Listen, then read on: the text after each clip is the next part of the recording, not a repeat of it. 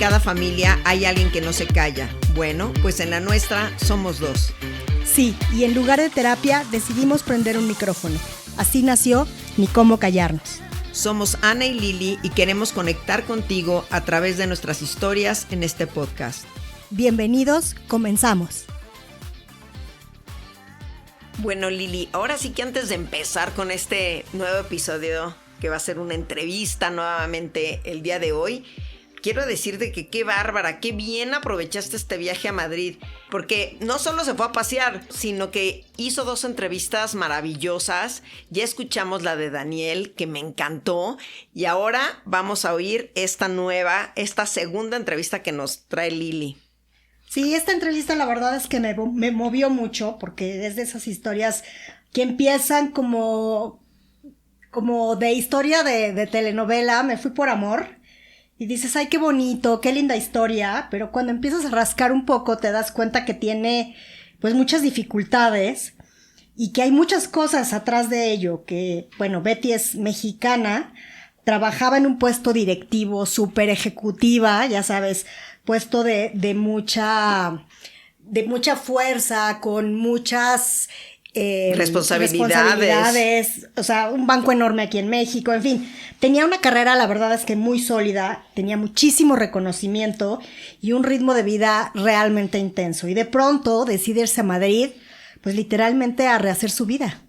Pero fíjense, o sea, lo que es increíble de esto es que rehacer su vida, pero no porque estuviera mal. Eso es lo más interesante de todo esto. O sea, Betty no es que estaba buscando escapar de algo, sino que al contrario, como nos lo dice Lili, estaba en un muy buen momento profesional, pero eligió otra cosa. Y la verdad, a mí se me hace que qué valiente, y mis respetos para ella en tomar esa decisión, porque cuando decides cambiar una vida que, pues, entre comillas, tú dices, pues si está funcionándome bien, mis respetos. O sea, tienes que tener el valor y decir otra cosa. Exactamente. En esta entrevista hablamos de todo eso, de cómo se siente cuando el teléfono deja de sonar. Eso fue una anécdota muy curiosa. Ella que vivía pegada al teléfono todo el día porque todo el día la estaban buscando. Y de repente ya no eres esa directora que evitas irte al famoso dark side de la maternidad, porque eso fue lo que ella me decía, que dijo, oye, es que yo en un momento dado decidí cambiar mi vida y de ser de la ejecutiva del año a ser mamá, y cómo poco a poco fue encontrando al final un nuevo camino, porque ella siempre fue una persona activa y hoy ves cómo su vida ha cambiado radicalmente, sin embargo se mantiene súper activa. Y bueno, terminó llevándolo todo a la cocina mexicana, que nada que ver con su profesión original, y finalmente decidió estudiar formalmente comida mexicana, y bueno, pues ahora da clases en la Casa de México. Fíjate, eso se me hace increíble y precioso a la vez, porque Betty sale de México y termina representándonos, ¿no? Y no solo cocinando. A ver, la cocina mexicana es reconocida a nivel mundial, y ella ahora nos representa ya, pero no solo cocinando, sino que también explica la historia, contando por qué comemos lo que comemos, y más bien haciendo una conexión entre culturas. Qué precioso, la verdad. Sí, vamos a hablar mucho de todo esto, y ahora que estamos de regreso en México, queríamos compartirla tal cual, porque creo que muchas personas se van a identificar con ese momento de vida, pero además también creo que, o me gustaría que más de uno se fuera con la pregunta de ¿dónde estoy? ¿En qué momento de mi vida estoy? Y si puedo realmente atreverme a cambiar de profesión o de área o de modo de vida. Oh, qué padre. Y aparte, yo les pido, no que cierren los ojos porque si van manejando, pero que nuestra imaginación nos lleve por un ratito más a Madrid, y vamos a escuchar a Lili y a Betty con esta interesante historia que cambió y hizo que ella tuviera una decisión tremenda, pero qué padre que nos la está compartiendo y nosotros poderla disfrutar. Beatriz Zaval Trujillo, o Bea, como le conocen en España, es mexicana. Durante años construyó una carrera sólida en un mundo financiero, llegando a ocupar un puesto directivo en Bancomer. Tenía una vida profesional estable, reconocida y desde fuera perfectamente armada, pero en algún punto decidió migrar a España. Y con ese cambio no solo cruzó un océano, cruzó también una frontera interna. Soltó el mundo corporativo y se permitió reconstruirse desde otro lugar. Betty, muchas gracias por estar aquí con nosotros. Ya escuchamos un poco brevemente tu intro. Y para entrar de inmediato en la entrevista, platícanos un poco, ¿en qué momento decides venirte a España? Primero que nada, gracias por pensar en mí para esta entrevista. Con muchísimo gusto. Encantada yo de participar en este proyecto que me encanta. Y pues yo lo pienso cuando me enamoro de un español. O sea, cuando me enamoro de un español y empezamos a tener una relación, pues yo ya preveo que puede ser que acabe, ¿no?, yéndome con él a España. Él estaba de trabajo en México, trabajábamos en el mismo sitio. Y yo en mi primer matrimonio había venido a Madrid de luna de miel y recuerdo que mi ex esposo me dijo, estando en Madrid, imagínate que algún día viviéramos en Madrid. Y yo le dije, ay, claro que no, yo nunca voy a dejar México, yo nunca me voy a alejar de mi familia. Y pues 15 años después o un poco más, aquí, ¿no?, acabé aquí. Entonces, no fue una decisión, pues obviamente no fue algo planeado, ¿no? Como te digo, yo pensaba que mis días iban a ser todos en México de toda mi vida, pero pues sí fue definitivamente el amor, ¿no? Me enamoré y me casé con un español y acabé acá. Pero acabaste acá, pero en algún momento tuviste que haber decidido, sí me voy. ¿Cómo fue esa decisión? Pues sí fue por estar cerca, o sea, por irme con mi marido. O sea, definitivamente si no me hubiera casado con Sergio, yo no hubiera tenido esa iniciativa de cambiarme de país. Sí, era la persona con la que quería estar el resto de mi vida. Y también pensé que para mi hija era una gran opción, ¿no?, vivir en un país mucho más seguro, ¿no? Y ya sabía que no podía venirme trabajando en lo que trabajaba, ¿no? Yo trabajaba en el BBVA, trabajaba de sol a sol. Y de hecho ya me planteaba, ¿no? O sea, antes de tomar la decisión de venirnos, yo ya me planteaba si la vida que estaba llevando laboralmente era una vida compatible con la maternidad. Yo tenía un chofer, tenía una niñera, pero ya Fernanda tenía 6 años y ya le empezaban a dejar tareas en la escuela en inglés, por ejemplo, ¿no? La nana no hablaba inglés, mi mamá no hablaba inglés, entonces yo tenía que ir al banco, volver corriendo a la hora de la comida, hacer la tarea de inglés con ella, regresarme al banco. Luego me regresaba corriendo para ver si la alcanzaba despierta, que nunca la alcanzaba. Entonces ya era, ¿no?, una vida demasiado complicada y ya me planteaba dejar el banco, ¿no? Entonces cuando sale la opción, bueno, no la opción, a Sergio, mi esposo, el banco le pide que vuelva a Madrid porque él llevaba 7 años en México. Y entonces era algo desde que empecé a salir con él sabía que existía la posibilidad. Okay. Cuando finalmente el banco le dice, ¿no?, que hay que volver, pues yo ya tenía asumida esa situación y pues fue cuestión de decir nos vamos y aquí estamos, ¿no? ¿Qué fue la situación más complicada de ser migrante en un país que, si bien no es tan diferente a México en muchos sentidos, sí lo es en el fondo? Pues mira, la verdad es que yo creo que sí hay diferencia cuando vienes de migrante, por ejemplo, en mi caso, que yo vengo casada con un español, a cuando vienes con un esposo mexicano y los dos solitos se vienen y tienen que abrirse camino, tanto en las amistades, ¿no?, hasta como con los trámites. O sea, yo tener a mi esposo español, pues Sergio sabía perfectamente todos los trámites que había que hacer, o sea, eso yo no me tenía que enfrentar como, ¿no?, como nueva, recién llegada aquí. Entonces esa parte la tenía súper resuelta. Sergio tiene aquí su familia, entonces tenía yo mi componente familiar, aunque pues obviamente no es lo mismo que allá. Yo allá, ¿no?, somos una familia grande, somos 7 hermanos, muchos sobrinos. Esa parte la perdí porque aquí la familia de Sergio es una familia muy pequeñita. Entonces, pero digamos que tuve ese cobijo. Sin embargo, pues claramente sí es un cambio de cultura, como tú dices, las culturas son muy parecidas, pero lo que a mí más me costó, pues claramente fue dejar a mis papás. Porque ya empiezan a estar mayores, ¿no? O sea, yo recuerdo que mi papá cada año se deterioraba su salud más que la de mi mamá. Mi mamá estaba bien. Y yo recuerdo que los últimos 5 años de vida de mi papá, yo cada vez que me despedía de él, en México, cuando me venía, ¿no?, ya después de haber estado en vacaciones en México, pensaba que a lo mejor era la última vez que lo veía. Y claramente, o sea, yo me venía llorando. No porque mi vida aquí no me gustara, porque cada día me gustaba más. O sea, la verdad que cada día que me fui integrando, que es verdad que hay que echarle ganitas, ¿eh? O sea, no es un tema de, ya llegué, qué bien, todo está increíble. Las cosas son muy diferentes, desde que no tienes ayuda doméstica, desde que tú te pones la gasolina, que no está el cerillo en el súper. O sea, aquí hay que chambearle en muchos aspectos de la vida, porque son mundos muy distintos. Pero tienes otras cosas, ¿no? Que lo compensan de sobra para mí, desde mi punto de vista. Pero lo que sí es muy duro, y que yo he visto con mis amigas, lo duro son los papás. O sea, dejar a tus padres, y más cuando tus padres están envejeciendo. ¿Y hubo un momento en el que pensaste, no fue la mejor decisión? No, nunca. Nunca. Porque además mis padres estaban súper convencidos de que era la mejor opción para mí. Me veían tan contenta, ¿no? Estaban felices de la decisión que había tomado, aunque les pesaba mucho pues no tener a su hija cerca. Pero no es lo mismo a ellos, que ellos te ven feliz y con eso ¿no? Acaban de pasarlo bien, pero tú el problema es que tú los ves ya envejecer. O, por ejemplo, no es mi caso porque somos 7 hermanos. O sea, a mí la tranquilidad que me dio que cuando mi padre, por ejemplo, empezó a estar enfermo, yo tenía 5 hermanos en la Ciudad de México que podían atender a mi papá. Pero yo tengo amigas, ¿no? Que hoy en día que tienen a lo mejor una hermana.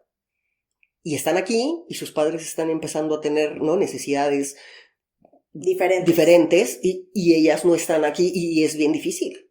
O sea, yo creo que yo después de estar 12 años aquí, te diría que tanto en mi caso como lo que hablo con mis amigas mexicanas, esa es la parte más difícil. Porque yo lo de dejar mi trabajo, pues yo ya tenía clarísimo que ya me quería dedicar a ser madre, que quería probar otras cosas de la vida, y poco a poco se me abrieron los caminos de la cocina, ¿no? Y me he ido buscando mis hobbies, que he vuelto, pues mis nuevas profesiones, ¿no? He vuelto rentables mis hobbies, y esa es la manera en la que, ¿no? Yo ahora, pues es a lo que me dedico. Y también fue una dedicación a ser mamá que no había tenido antes. Pero lo otro no lo suples con nada. O sea, esa ausencia. Exacto. Ya hablamos un poquito sobre que trabajabas en Bancomer, pero me interesa mucho esa parte, porque yo que te conozco de esas épocas, venías de un puesto directivo en una empresa transnacional muy grande. ¿Tenía algún significado ese trabajo como en tu identidad de mujer? Es decir, ¿era tan importante tu labor, pues tu trabajo del día a día como para darte una identidad a ti como Beatriz Zaval? Sí. O sea, yo tengo la camiseta del banco tatuada en mi pecho. O sea, mi faceta de ejecutiva me fascinó. O sea, a mí el hacer equipo, el trabajar con la gente, el tener logros conjuntos, me fascina. O sea, eso es lo único que extraño del banco. Porque a fin de cuentas, ¿no?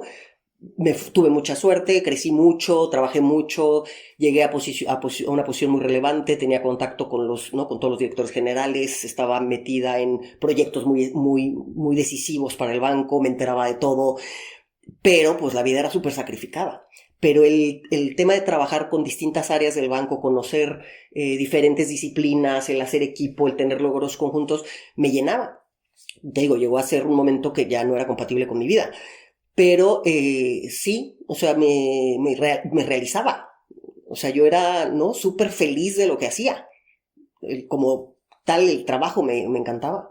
Escucharte hablar me recuerda un poco mi Tu forma vida. mi vida, ¿no? También, porque venimos un poco como de además de ese estilo de educación que quizás toda la vida de pequeña te dijeron, tú puedes y tú échale ganas y las mujeres pueden y llegarán a cualquier sitio. Sí, sí, sí.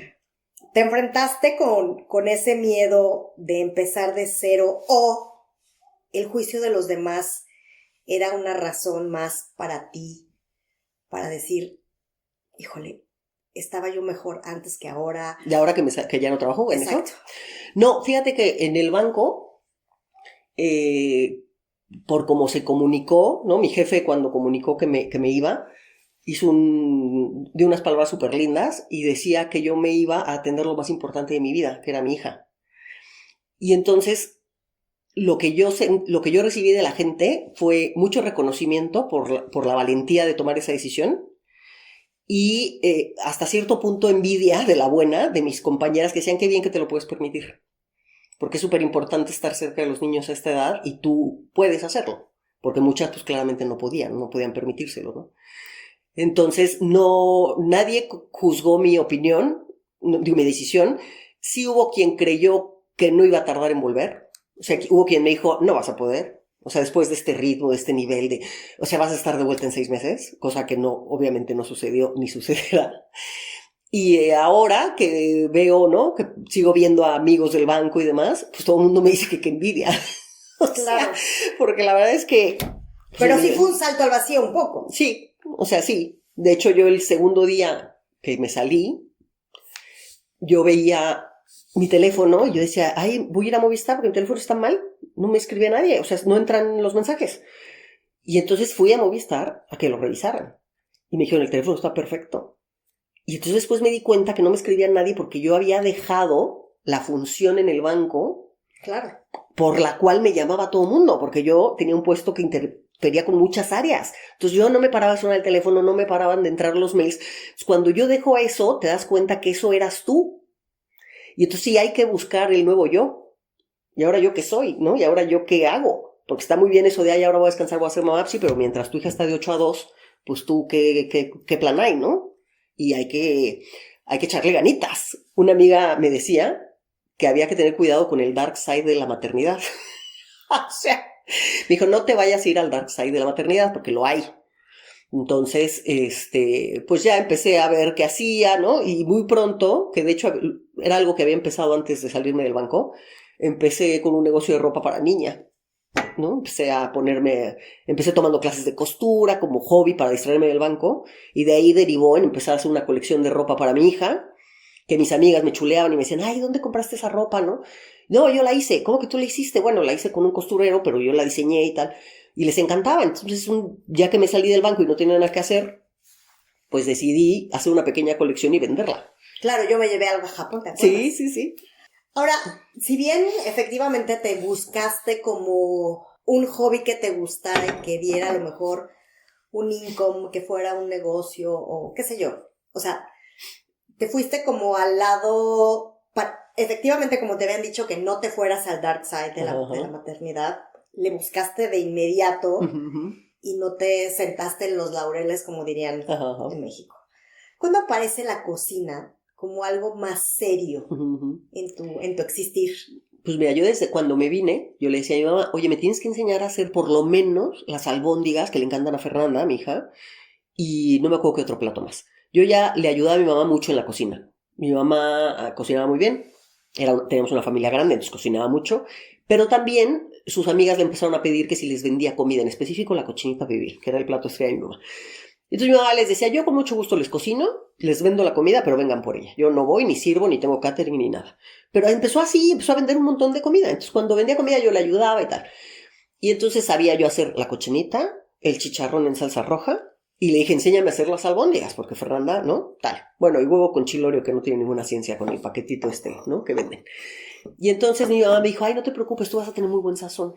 Y yo le digo, ay, ¿pero qué dices? Si no cocino nada. No, pero no te preocupes, vas a tener sabes comer. Y como la ayudaba tanto, bueno, total, me vengo a España, y en España yo tenía una chica que me ayudaba en casa, pero eran por horas, ¿no? Como es aquí, que no es. Y entonces yo tenía que hacer la comida. Entonces empecé a ver, ¿no? Cursos, recetas en video, y empecé a hacer algunas cositas. Y empecé a ver que había cursos en el ayuntamiento, un curso de cocina por aquí, uno por allá, y me empecé a apuntar. De hecho, desde muy pronto que llegué, vi que el Cordon Bleu estaba muy cerca de mi casa. Y entonces llamé para pedir informes y me dijeron que se necesitaba disponibilidad de tiempo absoluta, porque te pueden decir casi un día antes, mañana empiezan las clases y te tocó el horario matutino, ¿no? O te pueden decir, te tocó el de la tarde, pero te lo dicen muy poco antes, entonces sí tienes que tenerlo disponible. Entonces dije, no, pues lo del Cordon Bleu no, y seguí con los cursos así, ¿no? Monográficos y por aquí y por allá. Pero entonces empecé a ver que no se me daba mal y que me salían bien las cosas. O sea, vaya, para alimentar a mi casa, ¿sabes? O sea, nadie se quejaba, nadie se moría. Y entonces pasan los años, y cuando Fernanda cumple 14 años, que pues ya llevábamos aquí 6 años, 8 años, un día me dijo, mamá, ¿por qué no, si quieres, estudia ya algo en la tarde? Yo me puedo quedar sola, ¿no? O sea, al día siguiente yo estaba en el Cordon Bleu inscribiéndome. Entonces me metí, hice el Cordon Bleu, que hice el título de cocina francesa, Y cuando lo terminé justamente, una amiga mía que trabajaba en Casa de México, que sabía que mi tirada no era trabajar en ningún restaurante, porque pues era otra vez incompatible con mi maternidad, un día les falló un chef en Casa de México, en las clases que dan. Y entonces mi amiga le dijo al encargado de ese tema gastronómico, le dijo, oye, es que Bea ya terminó el Cordon Bleu, está titulada, y le encanta, le encantaría dar clases. Y entonces fue cuando me llamaron de Casa de México. Y entonces cuando empecé a dar clases en Casa de México dije, oye, muy bien, yo tengo el repertorio familiar, pero se me va a acabar en 2 semanas. Entonces busqué una escuela mexicana donde yo me pudiera capacitar a distancia y encontré lo que es mi alma mater en términos de cocina mexicana, que se llama ESGAMEX, es la Escuela de Gastronomía Mexicana, la cual amo y adoro y recomiendo ampliamente. Y tienen una oferta de cursos a distancia espectacular, porque la producción de las clases y de los videos es como súper profesional. Entonces tú no echas de menos no estar ahí físicamente. Tú desde Madrid te puedes capacitar viendo exactamente cómo hacen, o sea, lo que te falta es probarlo y olerlo, pero bueno, ya, eso es imposible de suplir. Entonces llevo muchos cursos con ellos, desde talleres. ¿El chef Gortari? Sí, exactamente. O sea, yo ese señor lo es amo, la lo amé. escuela de Yuri de Y Gortari. cuando y de falleció, Escamilla. creo que se murió algún pariente. Ya. No entiendo por qué, pero bueno. Sí. Pues los chicos que se quedaron a cargo de la escuela están haciendo una labor maravillosa, porque aparte eran, por ejemplo, Josué, que es el jefe de cocina, era la mano derecha en la cocina de Yuri. Entonces le aprendió todo. Y Edgar Salgado, que es el director de la escuela, también trabajó con Yuri y con Edmundo Escamilla muchos años. Entonces lo están haciendo maravilloso. Y pues llevo muchos cursos con ellos. Y la parte que más me gusta, porque ellos dan cursos no solo de recetas, es de historia de la gastronomía mexicana. Entonces yo aquí, digamos que mi fuerte es el hablar de historia de la gastronomía. Cuando yo doy mis clases, o sea, yo, digamos que en Casa de México colaboramos muchos chefs con Casa de México, pero muchos son chefs de restaurante. Pues claramente me llevan de calle. O sea, porque han trabajado en restaurante años. ¿Eso crees? Claro, pero te digo, en habilidad, o sea, tú me pones contra ellos en un top chef, ya sabes, de concurso, vaya, eliminada al primer round. Porque ellos han trabajado horas y horas y horas. De hecho, a mí cuando alguien me dice chef, digo, no me llames chef, o sea, no, me abruma mucho. Porque yo creo que un chef se hace en horas y horas de cocina y de restaurante, y ser chef implica mucho más que saber cocinar. Entonces, tengo compañeras y compañeros que sí son chefs, o sea, que sabes que se han dedicado años a la cocina. Y entonces yo, pues, vi mis posibilidades y yo soy una persona que sé analizar mi situación, ¿no? En la que me encuentro. Y yo por ahí no puedo competir. Entonces, ¿yo dónde puedo? ¿Qué puede ser mi valor agregado al dar las clases que doy? Para que le pueda ganar a otro chef en cuanto busquen a quién seleccionar para X cosa. Claro. Y entonces me he volcado más a la parte de contar la historia de las comidas. O sea, contar la historia del ingrediente, contar la historia de las preparaciones. Y a la gente le fascina. O sea, la gente, de verdad, cuando doy mis clases, aparte que la gente va con muy buena disposición porque van a divertirse, pagaron para ir a cocinar y pasarla bien y es muy fácil dar las clases, la gente le encanta escuchar esto, que en una actividad tan cotidiana como la que es comer, nunca es muy pocas veces nos preguntamos. Sí. Y nadie te da esa información. ¿No? Y tú no te preguntas, oye, ¿por qué comemos esto así como lo comemos? Oye, ¿y quién habrá dicho que así se come? ¿Y desde cuándo se come así? ¿Se ha comido así toda la vida? O, ¿no? Eso no nos lo preguntamos generalmente. Cuando empiezas a estudiarlo, yo no me lo preguntaba, ¿eh? Entonces, cuando empecé a estudiarlo, dije, hay respuesta a todas estas preguntas que nunca me he hecho. Claro. Entonces, yo a mis alumnos, antes de que se las hagan, yo les digo, nunca se han preguntado bla, bla, bla, bla, bla. Y entonces ya se lo preguntan. Entonces, esta parte me encanta porque aparte es una manera también de transmitirles México desde otro punto de vista, ¿no? O sea, que entiendan por qué los mexicanos hacemos lo que hacemos y por qué comemos como comemos. No nada más que sepan que los mexicanos comemos tacos, que esa es la idea que tiene todo el mundo. Entonces, en las clases también la filosofía de Casa de México es, vamos a enseñar la cocina mexicana más allá de los tacos. Exacto. Entonces preparamos cocina de casa, hacemos tortitas de carne, hacemos la sopa de fideos como la hacemos en México, que es muy distinta a la de aquí. Hacemos algo tan simple como un arroz blanco con plátano macho, que el día que yo lo hice estaban sorprendidos y decían que qué bien, otra forma de comer el arroz blanco. Claro, claro. Porque no lo alcanzas a mirar si no lo vives. Claro. Entonces ellos, como siempre se comen arroz blanco solo, decían, ¿no? Plátano macho, qué bien está esto. Y entonces cuando les empiezas a explicar, aparte que obviamente pues hay una comunión muy grande, ¿no? Con España, y cuando les explicas que el galeón de Manila, cuando España también tenía las Filipinas y el galeón venía desde Filipinas con un montón de productos, descargaban en Acapulco, cruzaban México, se iban de Veracruz a España, se quedan fascinados. De hecho hay libros de esta parte comercial, de navegación, que los españoles ni conocen y que yo les recomiendo, ¿sabes? Y entonces quedan fascinados también por esa parte.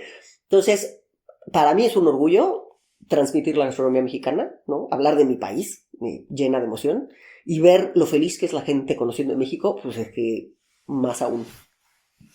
Oye, Betty, a ver, yo te escucho, me da un gusto y una emoción escucharte por el entusiasmo, el gusto, el valor que le das a lo que estás haciendo hoy desde la parte gastronómica en función de México, nuestro país. ¿Qué te dio la cocina que no te daba el mundo corporativo?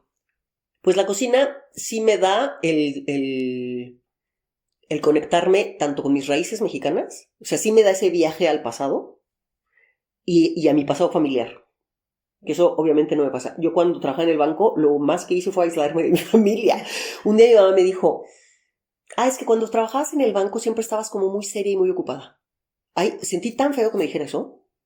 Yo dije, el banco, o sea, no me he dado cuenta que por estar tan estresada, mi madre como me ve es seria y ocupada. O sea, esa sería como su definición de mí. Me pareció horrible. En cambio, desgraciadamente, tengo que decir que desgraciadamente este inicio del hobby de la cocina lo compartí con mi mamá, que era una fanática de la cocina, muy poquito porque mi mamá falleció. Lo único que me dio gusto fue que ella y yo fuimos juntas a buscar esta escuela mexicana de cocina y la pasearon por las cocinas y mi mamá decía, yo hubiera sido feliz estudiando aquí cocina. Pero bueno, vivimos un añito más o menos en el que yo le contaba lo que iba aprendiendo en la escuela de cocina. Ese diciembre fallece mi mamá y entonces los siguientes meses, cuando yo empiezo a avanzar más en mis cursos de cocina, pues todo lo vinculo pues a los momentos con mi madre en la cocina. Entonces a mí la cocina me da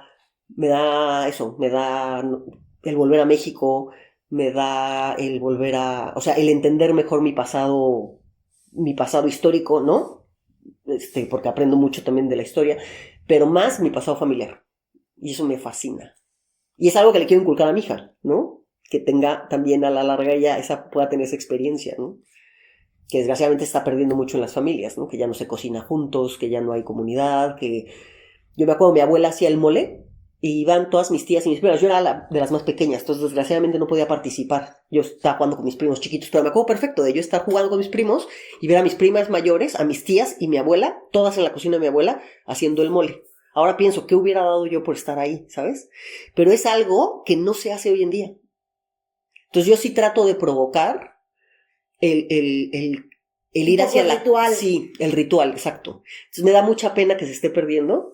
Y entonces también el dar clases de cocina mexicana, a mí me gustaría más casi darle esas clases a mexicanos aquí en España. Le doy a muchos españoles porque en Casa de México los que más van son españoles. Pero si tú me dijeras, oye, ¿cuál sería tu curso ideal? Mi curso ideal sería poderle enseñar a los mexicanos a que preservemos el ritual.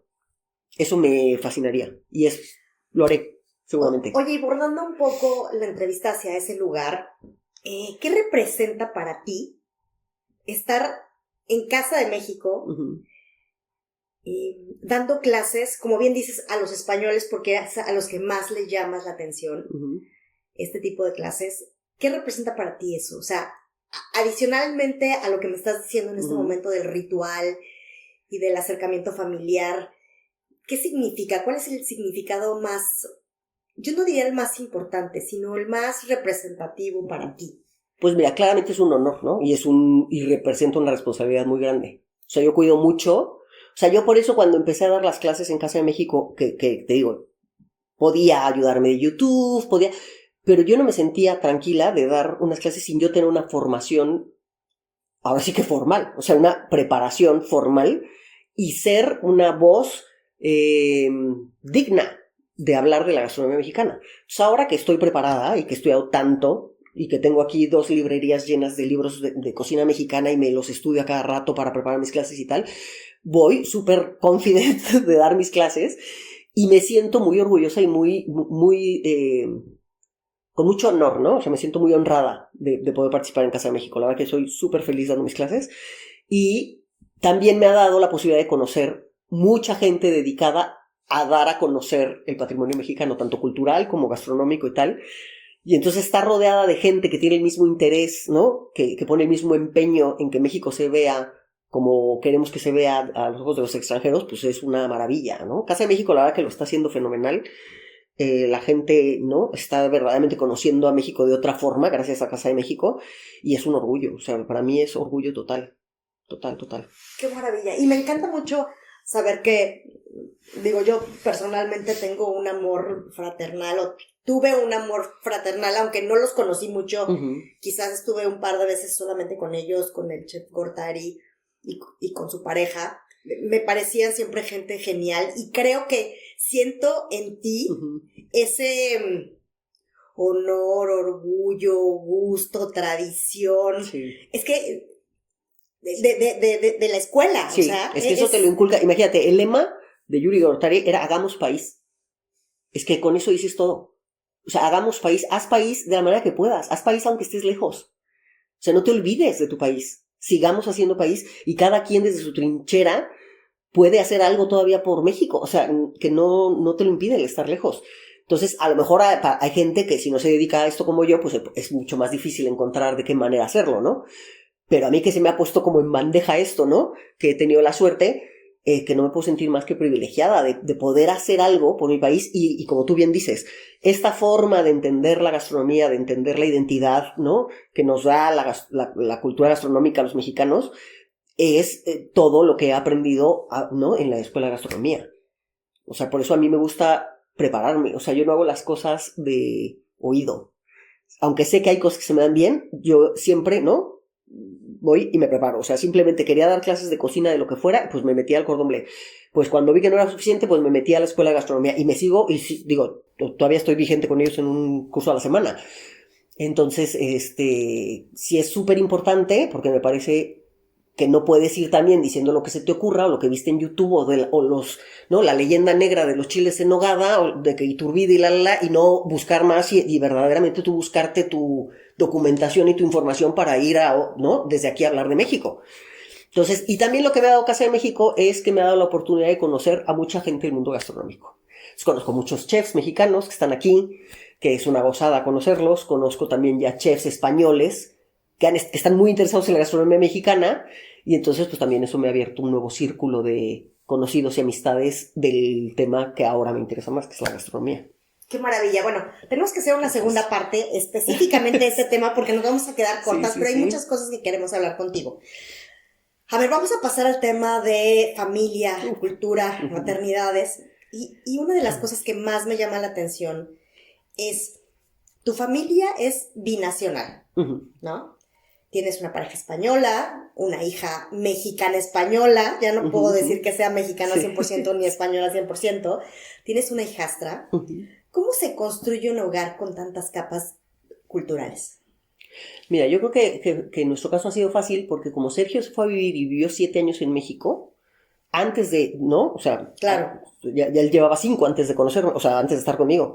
Él empezó a entender la mexicanidad solito, ¿no? Él empezó a entender cómo éramos los mexicanos, y le empezamos a fascinar, claramente, ¿no? Como a todos. Como a todos. Los acabamos encantando. Y yo tenía mucho contacto con los españoles porque en el BBVA siempre trabajé con gente, ¿no? Tenía jefes españoles, gente que de España iba a México y teníamos muchos temas de trabajo. Entonces no nos era ajeno la cultura, ¿no? El saber cómo es la gente. Entonces nos casamos en México, vivimos unos años en México y luego ya nos venimos para acá.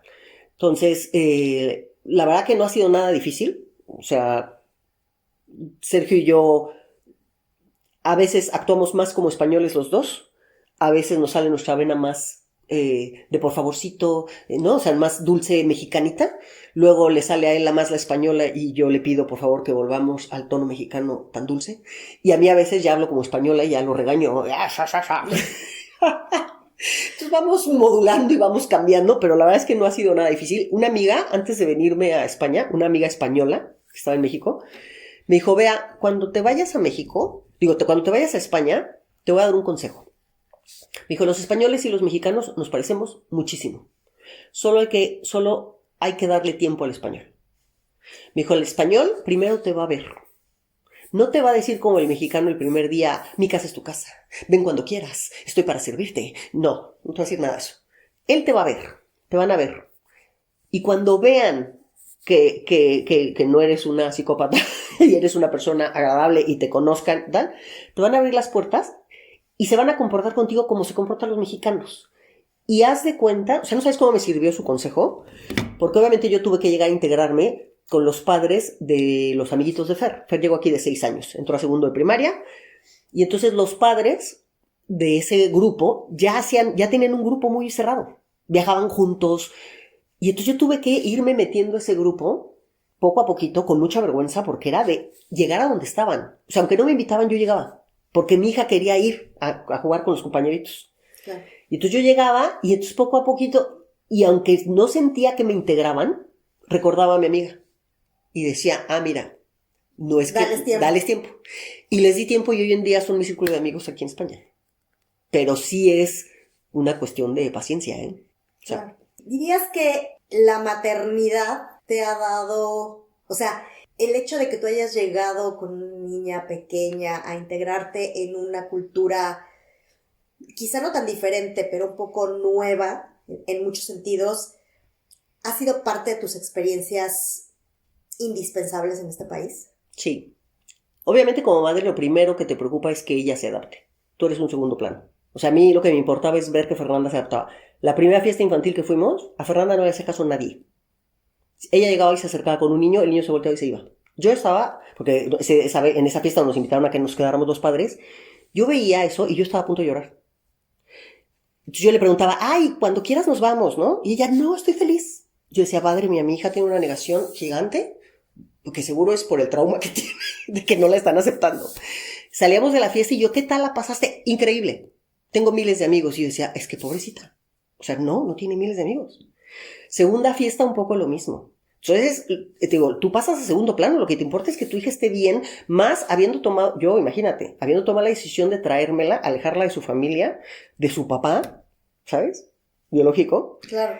Y entonces, es una decisión, o sea, muy dura, que solo el tiempo me fue dando la razón de que era la mejor decisión, pero en ese momento sí la sufres muchísimo. Te digo, tú adaptarte ya es lo de menos, te adaptas, pero como madre... Y la verdad que Fer se adaptó, después de eso se adaptó muy rápido, y ha sido una niña muy feliz aquí. Sí, quizás tú estabas viendo cosas que desde tu mundo adulto sí, veías, claro, pero a lo mejor la niña estaba... No, ni el caso. Pero... Por supuesto, mira, en agua. se iba de camping y mandan fotos del colegio. No podías hablarles, simplemente te mandaban fotos. Si yo veía en una foto a Fernanda a 2 metros del grupo, yo ya me alucinaba. O sea, no, es que seguro nadie le hace caso, no sé qué. Toda la semana yo sufriendo, casi a punto de ir por ir al camping, regresaba y como fue increíble. Hasta que ya aprendí a no preocuparme, ¿sabes? Porque justo dije eso. Estoy viendo cosas desde mi mundo de adulto que ya no, y no la voy a contaminar. Entonces ya bajé la paranoia y ya la integración ha sido, la verdad que fácil. O sea, con estos detallitos al principio que le pasa a todo mundo y hay gente a la que le pasa peor, no ha sido una integración difícil. Y sí, Fernanda, hasta cierto punto también Fernanda me ha ayudado a que yo me integre, porque de la relación de Fernanda con sus amiguitos he conocido a sus padres. Y ahí he hecho mi círculo de amigos. Tengo amigas que han llegado aquí a España con hijos adolescentes, donde tú ya no ves al padre del amigo, porque los chicos quedan, y les cuesta un montón hacer un círculo de amigos. Sí, claro, los niños son la puerta de entrada. Sí, cuando o sea, para Fer ha sido mi puerta de entrada, y hoy en día yo te diría, mi círculo de amigas españolas son las madres de los amigos de Fer. Qué maravilla. Dime una cosa, ¿qué cosas de México has querido que vivan dentro de tu casa? Y no me refiero solamente a adornos y cosas que además culturalmente amamos. Uh-huh. A lo mejor un poco de la idiosincrasia. Ya me dijiste un poco sobre el cuidadito para hablar con la gente y estas cosas, pero ¿qué cosas de México? Porque me gustaría pensar que México no solo son tacos. Y yo estoy segura que tú también. Sí, pues mira, esta vida familiar, que tenemos los mexicanos esto de fomentar la familia, pero eso también lo encuentras aquí, pero bueno, yo lo trato de mantener. El tema de los amigos, ¿no? Estas reuniones con amigos de que invitas a todo el mundo y que haces la chorcha y te quedas aquí, la sobremesa dura, eso no se estila aquí, y yo sí lo he traído, ¿no? Para mis amigos y más con mis amigos mexicanos, pues es indispensable, ¿no? Que tengamos ese tipo de convivencia que se hace en México. Y no era, en México tampoco creas que era de la del 15 de septiembre y me Coyoacán al grito y que lo eche de menos, ¿no? Pero sí el festejar ciertas cosas. Por ejemplo, el 15 de septiembre, pues reunirnos los mexicanos y tener una celebración. El Día de Muertos, más que nada, o sea, el Día de Muertos sí más como un tema muy profundo, ¿no? De dedicar un día a reflexionar y a pensar en la gente que quieres. Ese tipo de rituales, sí, te digo, sin volverme loca de querer ir, ¿no? O sea, tampoco es que creas que hago el Ora Pro Nobis cantando aquí la posada. Y los valores familiares, los valores, ¿no? Que obviamente tenemos los mexicanos de respeto, de trabajo, pues eso obviamente lo tengo inculcado en mi familia. A mí me sorprende que Fernanda cuando llegó aquí se quiso integrar tanto que no creas que quería mucho o sea, no hablaba de México, ¿no? Yo obviamente íbamos a México y demás. Pero ahora que está en la universidad, que entró a la universidad, le ha entrado una vena mexicana. O sea, está más mexicanizada que nunca. Está súper orgullosa de ser mexicana, a pesar de que es más española que nunca, porque lleva viviendo mucho más años aquí que allá. Pero yo creo que le ha dado como el síndrome del jamaicón, o le ha dado ese extrañar o tal, pero se siente súper orgullosa. Entonces también ahora es cuando me permite más transmitirle un montón de cosas de México. Porque al principio, como te digo, como se quiso integrar acá y tú también quieres que se integre, pues vas de viaje por Europa, no vuelves mucho. Ahora nuestros viajes nos morimos de ganas y el verano pasado fuimos a Puebla, este verano ahora en diciembre fuimos a Oaxaca. Pero eso no te pasa al principio. Al principio que te vienes, pues acabas de estar en México, quieres entrar acá. Entonces ahora nos está entrando, y más con este tema que yo estoy tan dedicada a la gastronomía, pues estamos más mexicanizados que nunca. ¿Y tú crees que es por las experiencias que han tenido o es porque lo traemos todos en la sangre? Yo creo que en el fondo lo traemos todos en la sangre. Sí, ¿verdad? O sea, es difícil como soltarte del todo. Sí, mucho. Yo no sé si le pase a todas las nacionalidades, supongo que sí, pero pues nosotros que somos como tan intensos, tan mexicanos, pues nos pasa más.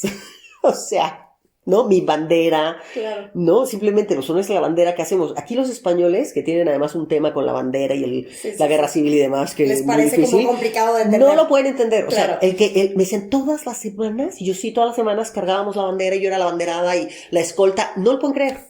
Y hacemos efemérides y hablamos de, ¿no?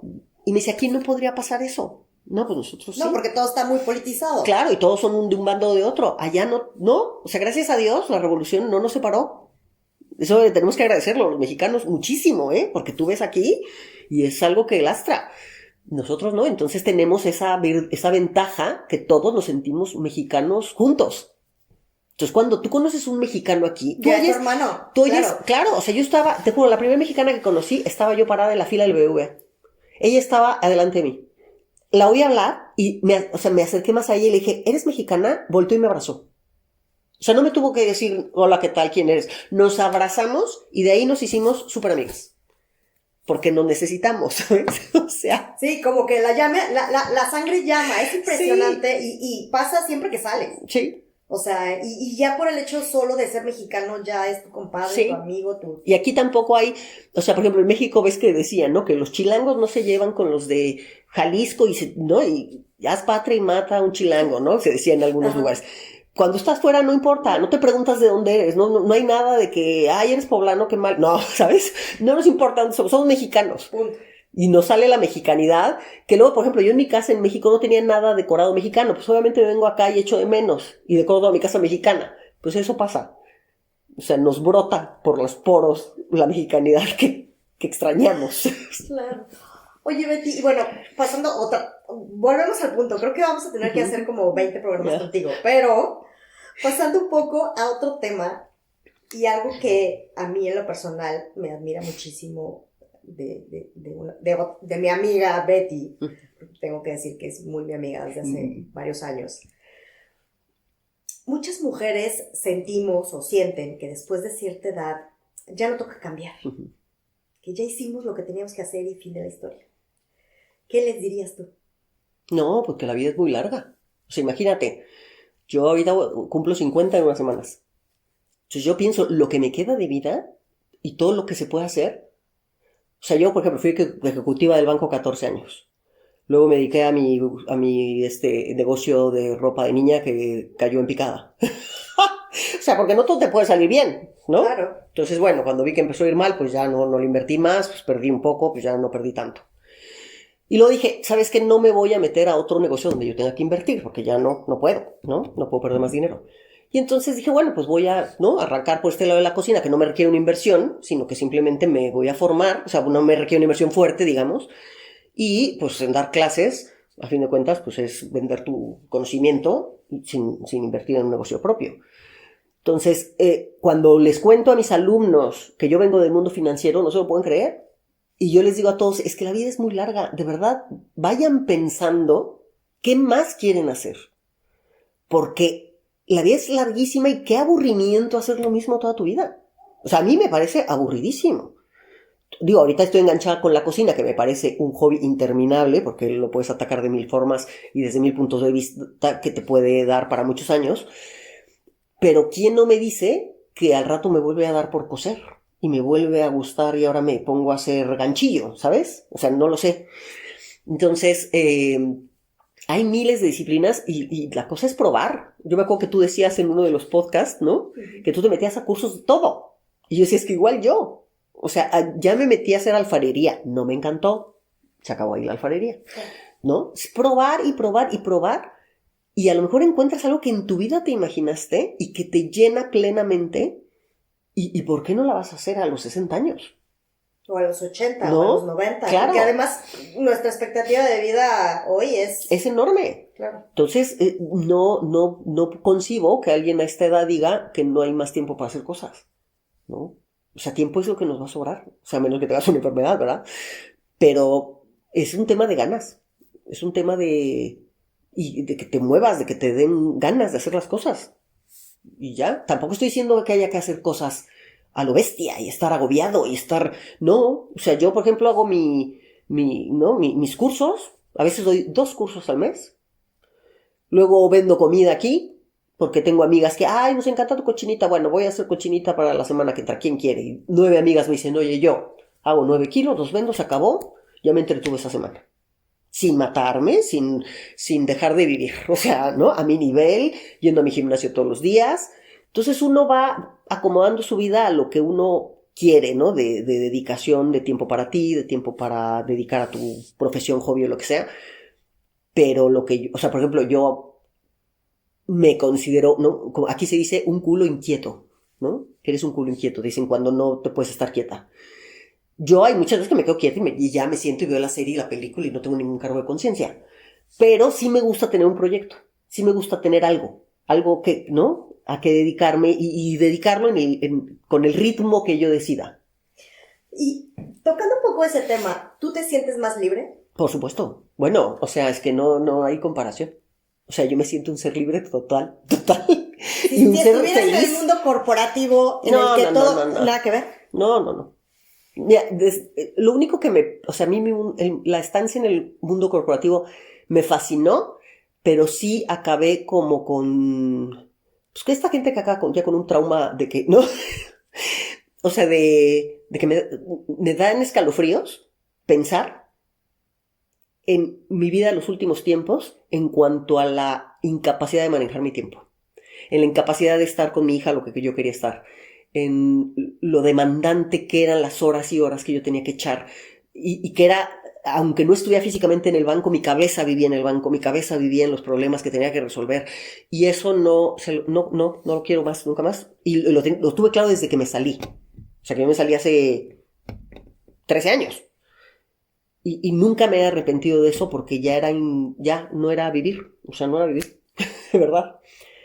Y más que nada era no ser madre. Entonces mi cuestionamiento era ¿para qué fui madre?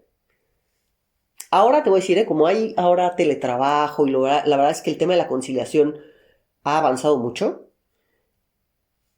Yo no sé si hubieran estado estas condiciones cuando yo me salí, si a lo mejor hubiera aguantado estar más años en el banco, posiblemente. Porque mi tema mucho era ese, era el no tener tiempo para mi hija. Pero bueno, como no fue así. Claro, se dio de otra manera, pero al final Claro. se ha dado. Y entonces sí, me siento súper libre. Súper. Qué maravilla. Oye, teníamos aquí pensado una pregunta en específica, porque aunque ustedes no lo crean, queridos escuchas, tenemos todo una batería de preguntas y parece que no, pero preparamos muchísimo este tipo de entrevistas. Teníamos esta pregunta para ti: si la decisión hubiera sido distinta, ¿serías tan plena como lo eres hoy? Mira, yo creo que sí soy igual de plena y feliz que lo era en el banco. Si quitamos por el lado del agobio que me generaba la incompatibilidad con la maternidad. Si yo no hubiera sido madre, yo hubiera podido aguantar en el banco a lo mejor muchísimos años y sido súper feliz siendo ejecutiva. Pero no era mi caso. Ahora sí soy igual de feliz. Me siento, a pesar de que no tengo ese reconocimiento que tenía permanente en el banco, que el bono fulano, que la líder que me entrevistaban en algún periódico, que los directivos me premiaban, qué bien lo has hecho, qué gran proyecto, bla, bla, bla. No tengo nada de eso. El reconocimiento me viene de mi familia, ¿no? Qué rica te quedó la cena, mi amor. Qué bueno estuvo el curso, ¿no? O sea, son mis mayores reconocimientos, que comparado con lo que yo tenía, podrían decir, pues no es nada. ¿Sí crees? Pero son los que me valen. Y la gente de la Casa de México en España. Sí, pero no tiene nada que ver, por ejemplo, con el reconocimiento económico que había en el banco. O sea, es que son. Ok. Pero me llenan igual. O sea, ya no necesito lo otro. Me hacen feliz otras cosas, valoro otras cosas, pero sí creo que para mí fue indispensable ser quien fue.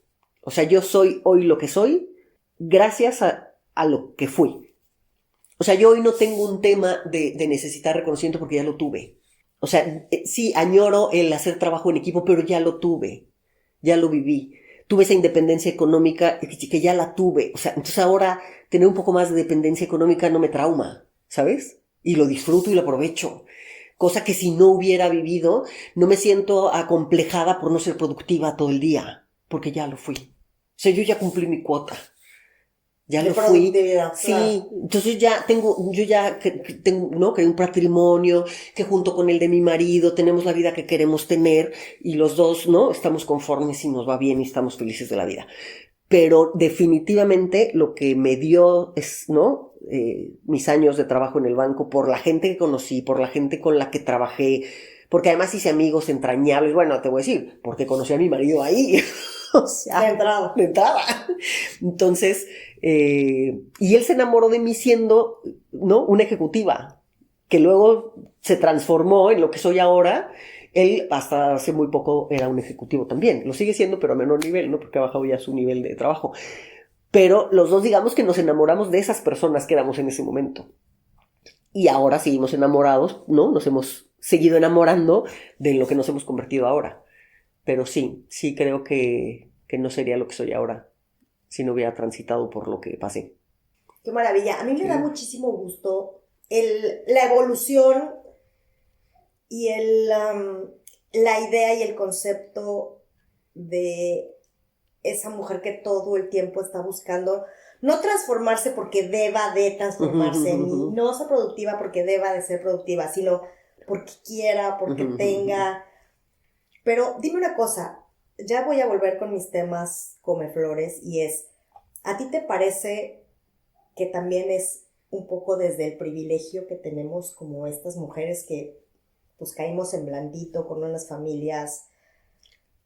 Sí, pero creo que a pesar, o sea, aunque no tuviera, o sea, yo en mi caso, ¿no?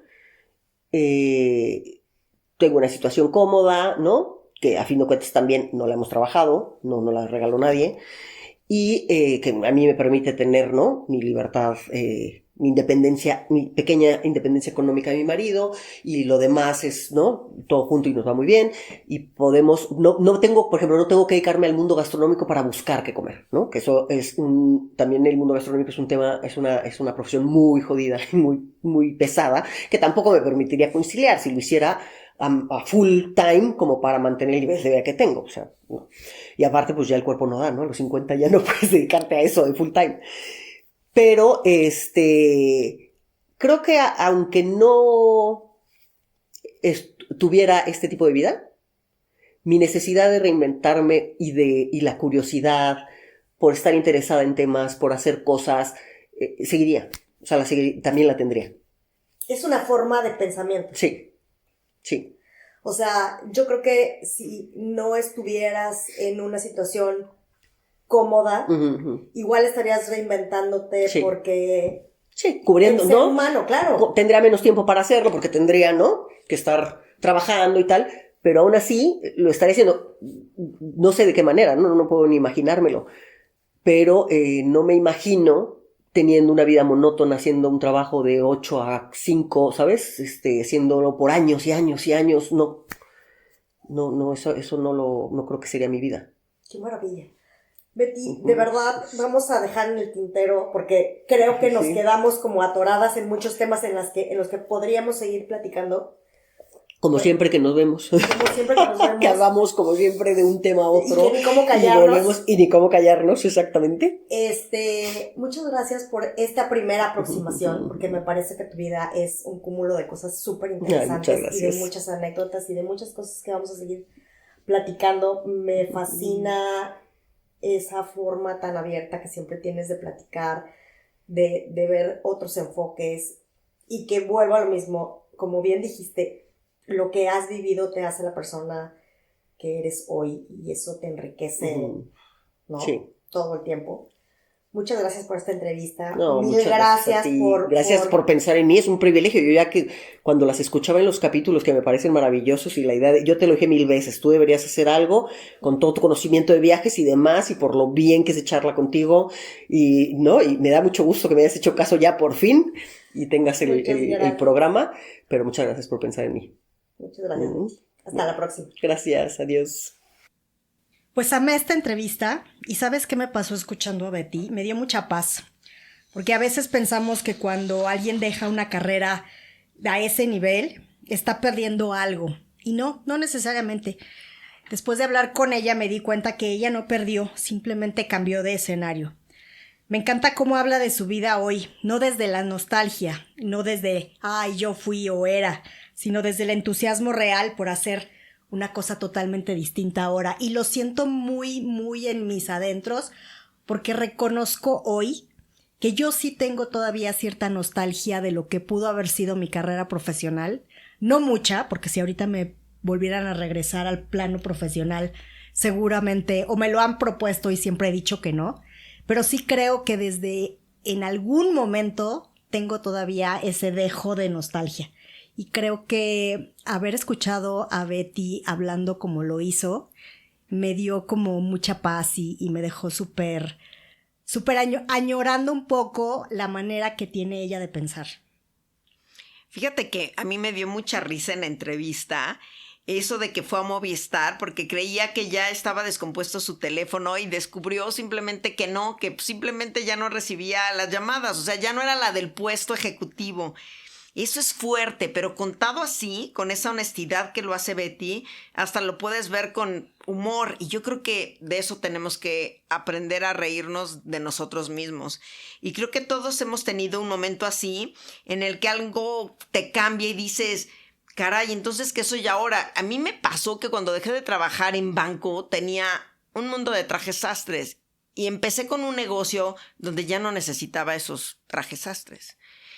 Hasta eso, hasta la ropa que a lo mejor cambia tu estilo de vida y dices, ¿para qué quiero trajes sastres? Yo empecé un negocio y me decía mi mamá, mija, ¿quieres ahora del Día de las Madres de regalo un saco? Ma, no necesito sacos, necesito unos jeans y unas playeras porque, ¿qué crees? Ya no voy al banco, ya no los uso. Entonces son esos cambios que, pues sí, todos de alguna forma hemos de tener algo así para contar. Exacto. Y lo bonito es que ella no se quedó con ese vacío. Y bueno, no se fue al dark side, que por cierto ya me gustó muchísimo esa frase, la voy a tomar como propia, sino que ella se movió, buscó, estudió, se preparó y terminó encontrando algo que además conecta con México, que realmente me parece increíble. Si yo me fuera de México, creo que haría o tomaría como ejemplo a Betty y haría algo muy parecido. La verdad, yo ya hasta quiero ir a conocer la Casa de México. Me encantaría ver qué hay ahí. Pero fíjate que también en esta charla que tuviste con esta Betty, está esta parte en que puedes estar feliz con tu decisión, pero eso no te limita a que puedas extrañar a tus papás, a llorar en el aeropuerto, a sentir el peso de la distancia. Pueden existir las dos cosas, ¿no? La alegría de tu nueva decisión, pero sentir esa nostalgia por algo que ya fue. Me pareció súper honesto la forma en que lo cuenta. Sí, al final no es solo una historia de me fui por amor. Es una historia de identidad, de etapas de vida y de permitirte cambiar sin sentir que traicionas lo que eras. Mira, ¿sabes qué me encantó de esas entrevistas que hiciste en Madrid, Lili? Que son historias normales de gente como uno. Cuando las escuchas ya con calma, te dejan pensando muchísimas cosas. Y ahora sí, oficialmente después, ya pues te vamos a pedir que hagamos un programa donde nos cuentes todo el chisme completo del Home Exchange. Y aparte aquí en México nos tienen ellos que dar su reseña, y digo ellos porque también está nuestro productor, pero de todo eso que pasó en el choque de los trenes, que aquí decíamos, ay, pues el choque de trenes en Córdoba, pero ya Lili nos va a explicar cómo estuvo todo, Sí. porque no le tocaba a Lili y gracias a Dios aquí está con nosotros. Prometido, voy a contar todas esas historias, les voy a dar más tips de Home Exchange, que insisto, es la mejor manera de viajar. Ojalá alguien de Home Exchange lo escuche y ya me pague, porque creo que soy promotora número 1 de esta forma de viajar. Pues muchísimas gracias por escucharnos. Nos vemos en el próximo episodio de Ni Cómo Callarnos. Gracias por acompañarnos en Ni Cómo Callarnos, porque hablar también es sanar. No olvides compartirlo y nos escuchamos en el próximo episodio.